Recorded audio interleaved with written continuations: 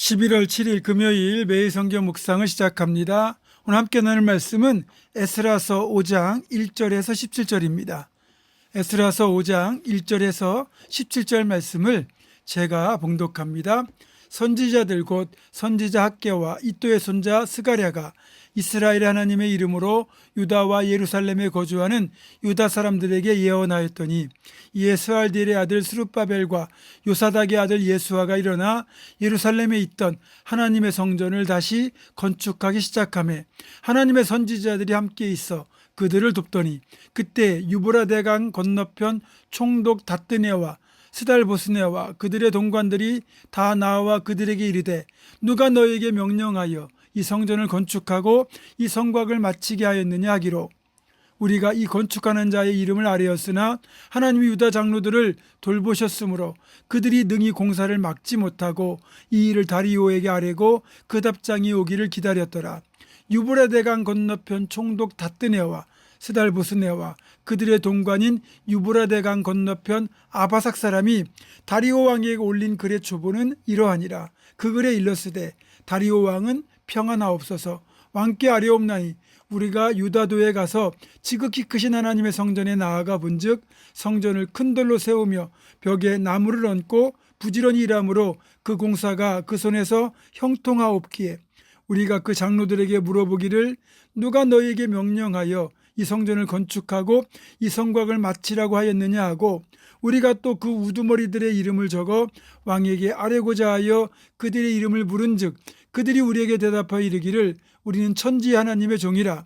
예전에 건축되었던 성전을 우리가 다시 건축하노라. 이는 본래 이스라엘의 큰 왕이 건축하여 완공한 것이었으나 우리 조상들이 하늘에 계신 하나님을 노엽게 하였으므로 하나님이 그들을 갈대아 사람 바벨론 왕 느부갓네살의 손에 넘기심에 그가 이 성전을 헐며 이 백성을 사로잡아 바벨론으로 옮겼더니 바벨론 왕 고레스 원년에 고레스 왕이 조서를 내려 하나님의 이 성전을 다시 건축하게 하고 또 느부갓네살이 예루살렘 하나님의 성전 안에서 금은 그릇을 옮겨다가 바벨론 신당에 두었던 것을 고레스 왕이 그 산당에서 꺼내어 그가 세운 총독 세스바살이라고 부르는 자에게 내주고 일러 말하되 너는 이 그릇들을 가지고 가서 예루살렘 성전에 두고 하나님의 전을 제자리에 건축하라 하매 이에 이 세스바살이 이르러 예루살렘 하나님의 성전 지대를 놓았고 그때로부터 지금까지 건축하여 오나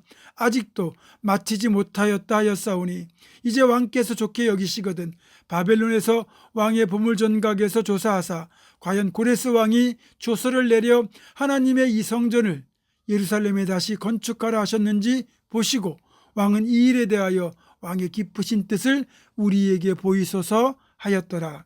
아멘. 방해 세력의 집요한 방해 공작으로 인해 16년 동안 중단되었던 성전 건축이 선지자들의 예언과 지도자 스룹바벨과 대제사장 예수아의 격려를 통해 포로에서 돌아온 이들이 온갖 두려움과 방해 공작을 극복하고 다시 건축을 시작합니다. 이때 성전 건축을 재개하라고 강력하게 예언하며 하나님의 뜻을 전했던 선지자가 바로 학개와 스가랴입니다. 구약 성경의 마지막 성경에 해당하는 학개서와 스가랴서는 당시의 상황과 선포되었던 하나님의 말씀을 기록한 책입니다. 학개서 1장 3절과 4절 8절입니다. 여호와의 말씀이 선지자 학개에게 임하여 이르시되 이 성전이 황폐하였거늘 너희가 이때에 판벽한 집에 거주하는 것이 옳으냐. 너희는 산에 올라가서 나무를 가져다가 성전을 건축하라. 또 스가랴 8장 9절입니다. 만군의 여호와가 이같이 말하노라. 만군의 여호와의 집 곧 성전을 건축하려고 그 지대를 쌓던 날에 있었던 선지자들의 입의 말을 이날에 듣는 너희는 손을 견고히 할지어다. 아멘. 이렇게 학개 선지자와 스가랴 선지자를 통해 성전 건축을 하라고 말씀하시는 하나님의 음성이 선포되었다는 것을 오늘 본문에서 확인할 수 있는데 우리가 여기 오늘 본문에서 주목해야 될 단어가 바로 하나님의라는 단어입니다.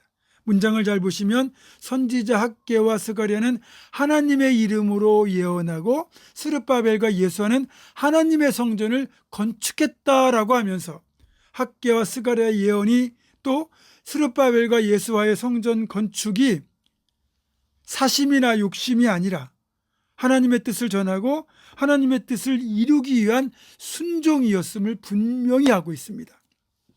여러분, 이 지점이 매우 중요한 지점입니다. 우리가 선한 의도를 가지고 있다고 할지라도 내가 가진 이 의도가 하나님의 뜻인가를 먼저 분별해야 된다는 것, 또 우리가 행하는 사역이 하나님의 일인지를 먼저 반드시 확인해야 한다는 겁니다. 하나님의 뜻이 분명하고 하나님의 일이라는 확신이 있을 때 그래야만 방해 세력의 방해 공작에도 불구하고 흔들리지 않을 수 있는 겁니다. 그런데 우리는 종종 내 생각이 하나님의 뜻이라고 착각하거나 내가 하는 일이 하나님을 위한 일이라고 착각할 수 있다는 거죠. 하나님의 뜻과 내 뜻, 하나님의 일과 내 일을 혼동할 수 있다는 겁니다. 그건 본인뿐만 아니라 주변 사람들까지 함께 혼동할 수가 있어요. 예를 들면 바울 사도가 회심하기 전 아직 혈기왕성한 젊은 청년의 때에 그가 했던 일이 바로 이와 같았습니다. 사도행전을 보면 성령의 임재와 더불어 교회가 폭발적으로 부흥하던 때 12사도만으로 교회 일들을 다 돌아볼 수 없어서 7집사를 선출해서 그들에게 봉사와 구제를 맡기고 사도들은 기도와 말씀 사역에 전념하던 그때의 바울이 벌인 일과 같다는 거죠.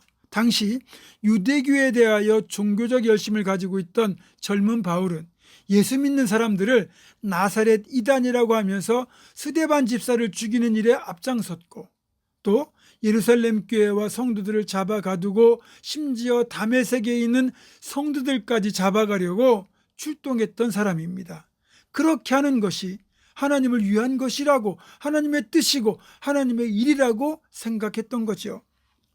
그런 의도를 가지고 찾아간 다메섹 도상에서 호련히 빛 가운데 말씀하시는 예수님을 만났고 회심한 이후 바울 사도는 그때까지의 일들을 두고두고 회개했습니다.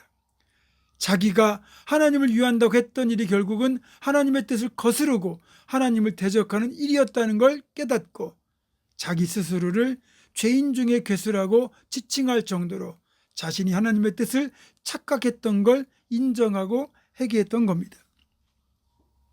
이제 학개 선지자와 스가랴 선지자의 이러한 외침에 적극적으로 반응한 사람들이 있었습니다. 2절입니다. 이에 스알디엘의 아들 스룹바벨과 요사닥의 아들 예수아가 일어나 예루살렘에 있던 하나님의 성전을 다시 건축하기 시작하며 하나님의 선지자들이 함께 있어 그들을 돕더니. 아멘.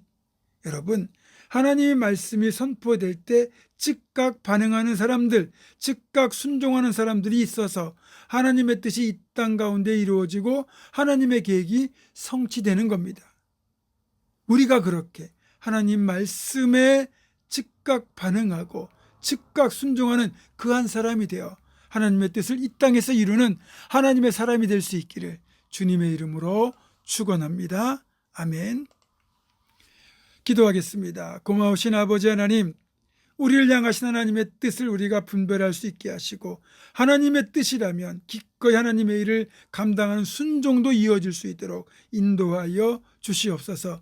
예수님의 이름으로 기도하옵고 어떤 상황에서도 하나님의 뜻을 따라 하나님의 일을 감당하기로 순종하기로 결단하는 사랑 모든 성도들, 이들의 삶과 가정과 생업과 앞날과 우리 교회 위에 지금부터 영원토록 함께 하시옵기를 간절히 축원하옵나이다. 아멘.